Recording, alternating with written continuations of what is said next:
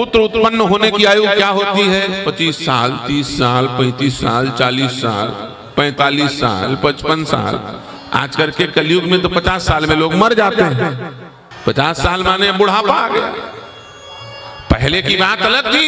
अरे पहले की बात छोड़ो, आज से 100-200 साल पहले, 300 साल पहले की बात अलग थी। राजा छत्रसाल ने 82 वर्ष की आयु में 80 लड़ाई लड़ी। 82 साल की उम्र में युद्ध लड़ते थे हमारे लिए, है कि नहीं?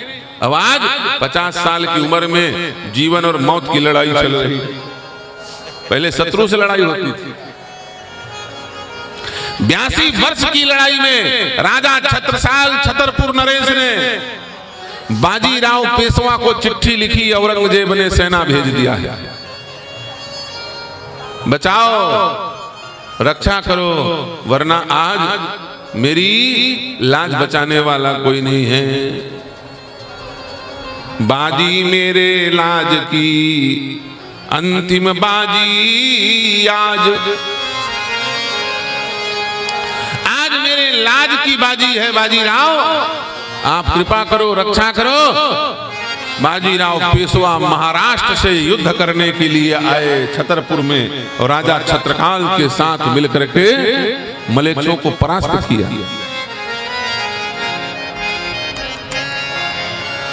जो गति भई गजेंद्र की सो गति भई है आज, बाजी मेरे लाज की लाज राखियो आज, बाजी मेरे ताज की लाज राखियो आज। ये चिट्ठी लिख के भेजा था राजा छत्रसाल ने। वो चिट्ठी जमा है आज में। छत्रसाल जी के जो समाधि म्यूजियम बनी है ना, वहां पे है। थोड़ा 19-20 हो सकता है, हमको इतना याद है। इतना सुन करके बाजीराव भागे भागे आए। छत्रसाल जी महाराज 82 वर्ष की लड़ाई में, 82 वर्ष की आयु में 80 लड़ाई लड़े थे।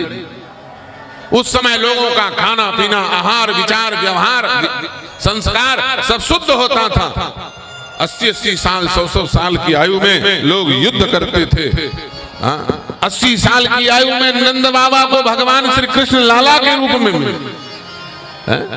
60 साल, 70 साल, 80 साल की आयु में संतान उत्पन्न करने का सामर्थ्य शरीर में होता था। ये सतयुगी शरीर था। आज कलयुगी शरीर है। आज पता चले 30-35 साल में बांझ निकल गई सियावर रामचंद्र की।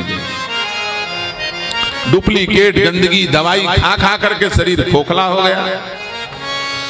9 बजे सवेरे सो के उठते हैं धूमकेतु बन करके, है ना? 9 बजे सो के उठेंगे और फिर भद्रकाली के जैसे देखेंगे जैसे खा जाएंगे घर वाले। 8 बजे 9 बजे सो के उठेंगी और कसम को खाने दौड़ेंगी सियावर रामचंद्र की। जब तुम्हारी दिनचर्या गंदी है तो तुम प्रेत के बसीभूत, तो तुम साक्षात प्रेत बन जाओगे। उत्तम जागने का, सिद्धों के जागने का मुहूर्त होता है 2 बजे, रात में 2 बजे। सिद्ध लोग 2 बजे जागते हैं और संस्कारी साधक लोगों को कम से कम 4 बजे जगना चाहिए। नहीं जग पा रहे हो तो 5 बजे जग। आखिर 5:30 को तो जगी जाओ, भले बिस्तर में बैठे रहो। उसके बाद सोना नहीं चाहिए। सूर्योदय के संधि काल में जो सोता है उसकी वायु कुपित होती है, उसी को नाना प्रकार के वायु दोष उत्पन्न होते हैं, उसी को लकवा इत्यादि की बीमारी होती है, ब्रेन हेमरेज होता है।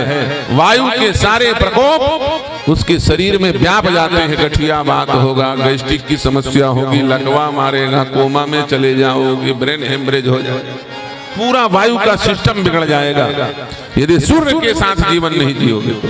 भगवान सूर्य के आगमन के पहले जग जाओ, घर से बाहर निकल जाओ। प्रातः काल और संध्या काल के समय जो छत के नीचे रहेगा उसे वायु दोष होके रहेगा। शाम को 5:45 बजे से 6:15 बजे तक कोई यदि छत के नीचे है उसे कोई नहीं बचा सकता, वायु की बीमारी होके रहेगी। सुबह 5:45 बजे से 6:15 बजे तक जो छत के नीचे है उसे कोई नहीं बचा सकता, वायु की समस्या होके रहेगी। संधि काल में छत के नीचे मत रहो, संधि काल में आहार मत करो, संधि काल में मैथुन मत करो, संधि काल में अध्ययन मत करो, संधि काल में आहार ग्रहण मत करो, संधि काल में शयन मत करो। ये सब चीज प्रतिबंधित हैं। उस समय केवल और केवल माला लेकर के भगवान का नाम जपो या फिर भगवान की मंगलमय चरित्रों को सुनो। कुछ बोलना,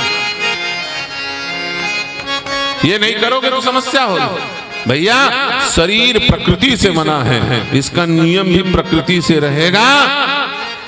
गूगल, फेसबुक, व्हाट्सएप, इंस्टाग्राम के हिसाब से शरीर नहीं चलेगा।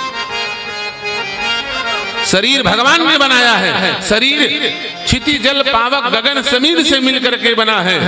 इसलिए प्रकृति, सारे प्रकृति का जो नियम है वही नियम तुम्हारे ऊपर भी लागू होगा।